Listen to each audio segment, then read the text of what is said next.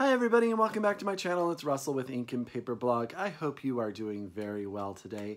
Welcome to the second installment of the Around the World in 1,000 Pages book club. Thank you to everyone who's joined, who's commented on Goodreads. This was super exciting and I hope you guys are ready for book 3. And at the end of the video, I'm going to announce book 4. So there we go. We're almost through 6 books. Can't believe it how fast this year is flying by. But you guys know that the second book we read as part of the book club is I Hear Your Voice by Young Ha Kim, translated from the Korean by Krys Lee. And as you guys know, the structure is going to go this way. For about the first 10 minutes, I'm going to try to keep it pretty spoiler-free, and then I'll give you an opportunity to leave, and then I will get into the spoilers. So this is the story of 2 boys, Jae or Jai and Dongui. They are 2 young Korean boys. Jae comes into the world actually born by his single mother on the floor of a bus terminal. She bears her child. She gives birth to him, and an older woman comes in and takes him away and raises him. She lives in the building where Dongui and his family live, and that is how our 2 characters meet. The book is separated into 5 sections, which is interesting. It has this sort of almost Shakespearean structure in your 5-act plays. So you have in the sections, you kind of have different sort of type of narration that goes on, which is very interesting. The first section is how the boys meet and sort of their relationship. It also deals with the fact that Dongui has, and I can't remember exactly what the term is, but he has mutism. He does not speak for the first part of his life. In the first section, you learn that these 2 boys develop such a relationship that Jae can almost interpret the way that Dongui acts and his emotions into understanding what he wants. The second section deals with the fact that the woman who is taking care of Jae has some changes in her life and he becomes homeless. And this is the section where really the violence against women, which is the trigger warning on this novel, really occurs. He travels through different groups of basically runaway children that come together in different circumstances. I will talk a little bit more about that, but what's interesting there is the dynamic between the young boys and the young girls, and sort of what happens. Jae almost has a sort of Buddha-like quality to him. He's very serene, and he brings sort of a different outlook to all of these groups. And that comes to play later in the book. The third section is where he becomes the leader of a motorcycle gang. He meets a girl. He becomes and I use the term gang loosely. It's definitely not the American term gang.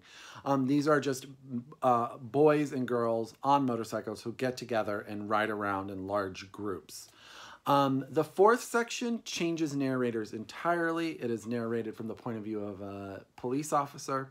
And is in regards to the motorcycle gangs. And then, interestingly enough, the 5th section is the point of view of a writer years later. And that will all have to be talked about in the spoiler section. What's really interesting is that the book really does a very good job of developing the changing relationship between these 2 boys. When they are younger, they are really immersed in each other's lives, but as their circumstances change, their relationship becomes strained.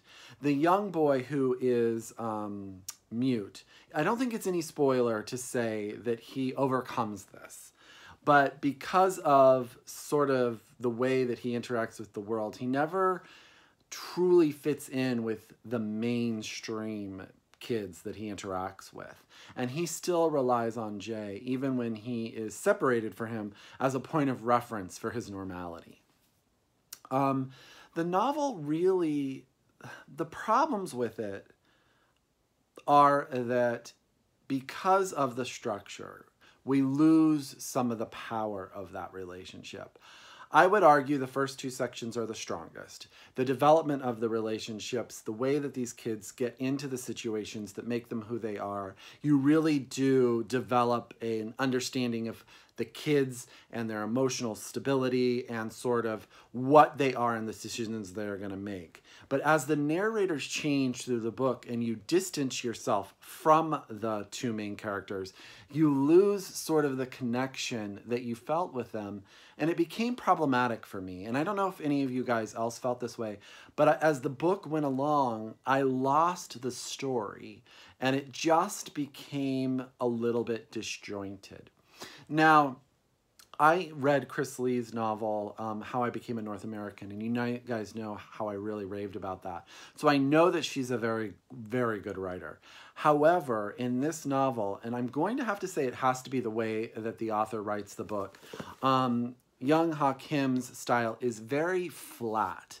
And so some of the poetic beauty that I expected because of what I had read of Krys Lee's book never sort of came to fruition on the page. This book is much more, just much more Hemingway-esque. Does that make sense? It's a much more sort of sparse style, which I didn't love at all the time. I got it when we were having situations that were very bleak. It made sense. It sort of added a power. But it also took away from the emotional context, which I really, really was hoping, because I did really appreciate Krys Lee's book, that she would be able to make this book poetic. And I don't think that's the author's style. So it sort of was surprising to me and also caused me issues. Let's talk a little bit about the violence against women that happens in the first 2 sections. It's very interesting to me. It's sort of this dynamic that exists throughout, I'm going to say history, because it's not only in literature, but it's that idea of the man who pimps out the women, or the man who is not really doing anything, doesn't have any direction, but because of sort of a power play over women, they create income that support these men. And in that dynamic, the only way that these men can keep these women is by physical violence. And it's really wrenching in this book, because I never understood, okay, that's wrong. In the first part of the book, or the first section, Jay runs into a group that has sort of a group of young girls, and their dynamic is more understandable in that the women seem to have chosen to run away from home, and the author presents it that they are selling themselves as a choice. And the men or the boys are just taking advantage of that choice. And there's sort of this communal sexual usury that goes on. In the second time it happens, the men in that group are actually taking advantage of a mentally disabled young woman and stealing her money. That section was very hard for me to deal with, because one of the anger I had towards the men and what they were, boys really, and what they were doing. And the good thing is that our main character, Jay, he definitely doesn't buy into any of that. And he wants to change the social construct, and he gets involved in different ways in changing that construct and adding sort of a different take to it. However, he has to see it first to change it, and it's sort of brutal, you guys. And it's not sort of brutal, it is brutal. So I wouldn't recommend, if any of those triggers are just too much for you. This book does get a little bit, in my opinion, too graphic to make a point, because here's the issue. If the author had continued this arc with some sort of overlaying theme and learning, I would have understood the point of it. But it drops, and we never really get an understanding of why he felt we needed to see this. And I found that problematic. I also found when the book transitions into Jay running the motorcycle gang that I didn't care as much. I didn't care about that sort of world. I didn't care about what they were doing. And it was really disjointed because the narrator was separated from their action. In this section, you know, the narrator, as I said, becomes the policeman. Well, he's not part of any of it. He's only interviewing or talking to other people. And so that separation caused my sort of affinity for the group to sort of separate. What is really interesting, and this is section 5, is this author that comes in. So sort of out of nowhere, we are introduced to a man who is narrating from the point of view of someone who has met the characters, or met someone who knows the characters and introduces them in order to write a novel about them. So I guess sort of the premise is the last section may be from the point of view of the author himself, who is introduced to the story and turning it into a novel. As a standalone, the idea was good. I liked that section, and I liked the author, and I liked the narrative arc that went through it to get him where he needed to get to write whatever book. As its own novella, I think it was strong. As the 5th and final section of the book, it felt disjointed and sort of problematic, as that's how the novel ended. It almost felt like, oh, we're going to tie it up, but we're separated again. There's a separation from the main characters. So, yeah, I mean, this is where I'm going to sort of wrap up the non-spoiler section. I appreciated a lot of this book, but I can't say that in the end I liked the book because I felt separated most of the time from just about everything that was going on. It's a fast read. It's an easy read. I did not struggle with it at all, but I didn't leave thinking, gosh, I wonder about these characters, or I'm going to think about them anymore, which was disappointing. So, spoiler section in 5, 4, 3, 2, 1. I'll talk to you guys later if you are on your way out. Okay, so let's talk about a few things that just need discussion. Let's go back to the violence against women. The young girls who were prostitutes that had the pretty girl so that they would have a group that would actually get attention, I couldn't figure out, in my opinion, if this was a really stark reprimand to Korean culture, that the author was trying to say that this exists in this poor dynamic of the world that is Korea. And I wanted him to make more of an assertive statement regarding the way that these men treated these women, the way that these girls had to prostitute themselves. He almost seemed like it was almost a coming of age for a lot of young Korean women to run away from home, become prostitutes, get tired of it, and go home. And did you guys find that problematic? Because I didn't get it. I feel like I've said problematic a lot. So maybe that's the theme of this book for me. I was horrified when the young mentally disabled girl was tied to the chair. The issues I had with that section are, and it was well done in that she was clearly in love with this man that she called the leader. But because she didn't know any better, because you could tell her father didn't want anything to do with her, so she thought his negative attention was affection. And again, I go back to what I said in the beginning of the video, that if the author had taken that somewhere, I would have understood it more. But it just sits there and kind of poisoned the rest of the book, because I would think about it and I just didn't like it. Let's talk about the police officer a little bit and what his problems are. The problem with this novel is everyone is slightly gross. Like, he and his obsession with young boys, which, you know, he is taken advantage of as a young boy, and that turns into his obsession with young boys. For me, I didn't understand what that did for him as a character. So he sets up this dichotomy of the idea of this guy's a police officer, but he also wants to be part of the motorcycle world, right? And he's not part of the youth movement. So he has to have something that sets him aside, that makes him a power authority, which is the police, but also makes him less holy. And that's sort of this obsession with children. But did you guys feel like the author was able to make, again, any sort of connection that told you what he wanted you to know? So in that section, you know, Jay is creating this huge motorcycle rally and putting it together, and the police want to stop it. There's a lot of anger towards when these motorcycles take over the roadway, and they're going to try to do it.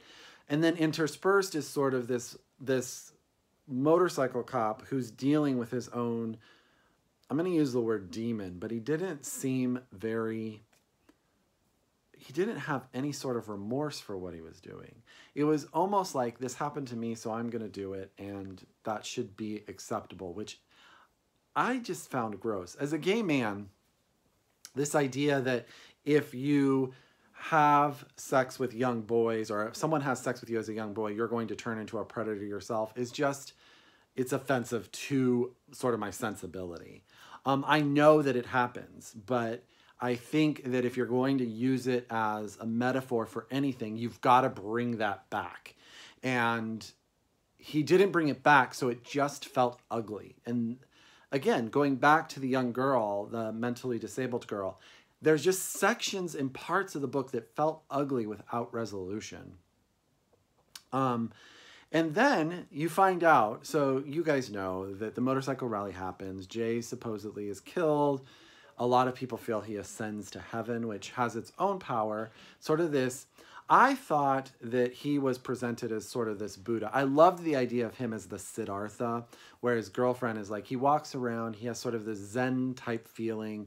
He brings a sense of, excuse me, a sense of calm, and people just feel he's off, which I'm sure is how he was raised and who he was. I liked that. And then as he sort of, you knew something bad was going to happen at the end of that section. And he becomes almost saint-like or godlike because people start to the worship's not the right word, but they sort of aggrandize what he went through. And he becomes sort of this mystic spirit something. And that was very weird because, again, as I'm going to say, the author doesn't do a good job of closing off his metaphors. He doesn't explain the whole way through. At least for me, everything sits there and you kind of are just like, what do you want me to do with this? And in the final section, you find out that his best friend from when he was young, who, by the way, was part of the gangs, we know that, right? Basically was on the side of the cops and causing this because there was more or less this inferred jealousy that he was tired of sharing his friends with the rest, so he wanted to end this, and then his friends winds up getting killed. So he doesn't do anything with his life. It appears out of guilt, but again, because we are separated by a different narrator that had nothing to do with the situation, we don't get into his head enough to understand why. And then you find out later that he commits suicide, which is just like, okay, almost a cheap way out of the whole thing. Didn't you guys feel that way? I don't know. So this book, in and of itself, I understand why the writer is acclaimed, because I definitely feel he has stuff to say. He has a compelling voice. He has a very unique writing style. And when I finished the book, I definitely had a lot of thoughts.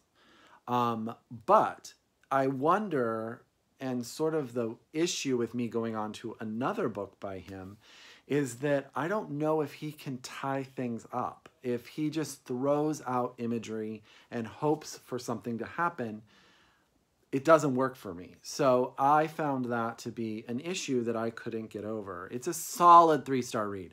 I would love and am super excited to hear all of your guys' comments down below because I think there's a lot to talk about. But in the end, I'm not sure how I felt about it in its entirety. So there you go. That is my thoughts. What did you guys think? Comment below. Let's go. Book number 2, I Hear Your Voice by Young Ha Kim. Now, I have to say, you guys did some amazing comments. You put me to shame last time. You guys really are a great, great group of people who can pick a book apart and talk about things. So I am super excited. You guys comment on each other's comments. Have conversations. Because a lot of the people who are commenting, they may not have a booktube channel, but they are way smarter than me. And they make amazing, amazing points. So, book 3, a reminder, March's book is going to be Purple Hibiscus by Chimamanda Ngozi Adichie. I hope you guys are as excited about this as I am. I am so excited. And this is her first novel, so I think we are all going to be in for a real treat.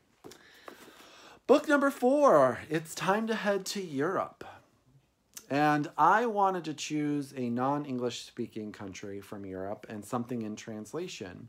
So I chose Katalin Street by Magda Szabo. Now, and this is translated from the Hungarian by Len Ricks. Now, I have talked about on my channel before and told you guys about The Door by Magda Szabo. I loved that book. It's psychologically amazing. So this is the New York Review of Books has published 2 more novels by her, and this is the latest. I think it came out early last year. So I think you should all be able to get it either digitally or at your library or in the bookstore. Let me read you guys what it's about. It says, in pre-war Budapest, 3 families live side by side on gracious Katalin Street. Their lives closely intertwined. A game is played by the 4 children in which Balint, the promising son of the major, invariably chooses Irene Alex, the headmaster's dutiful elder daughter, over her younger sister, the scatterbrained Blanca, and little Henrietta Held, the daughter of the Jewish dentist. Their lives are torn apart in 1944 by the German occupation, which only the Alex family survives intact.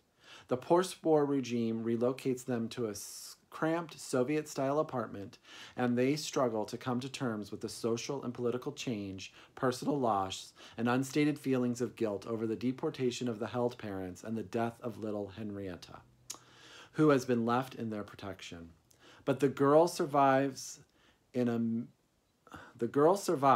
miserable afterlife and reappears at key moments as a mute witness to the inescapable powers of the past events. Now, Magda Szabo is, again, as I said, a Hungarian writer, and she is very, very well known. I've had a couple of comments about how important she is to Hungarian literature, and I hope you guys love this book as much as I do. That is book number 4, Katalin Street by Magda Szabo. So, as always, thank you guys so much. I hope you guys are liking the book club. I know I am. If you are a return subscriber, thank you so much. Let's talk down below. If you are new to my channel, welcome to the book club. Please subscribe. And until next time, happy reading, and I'll talk to you soon. Bye.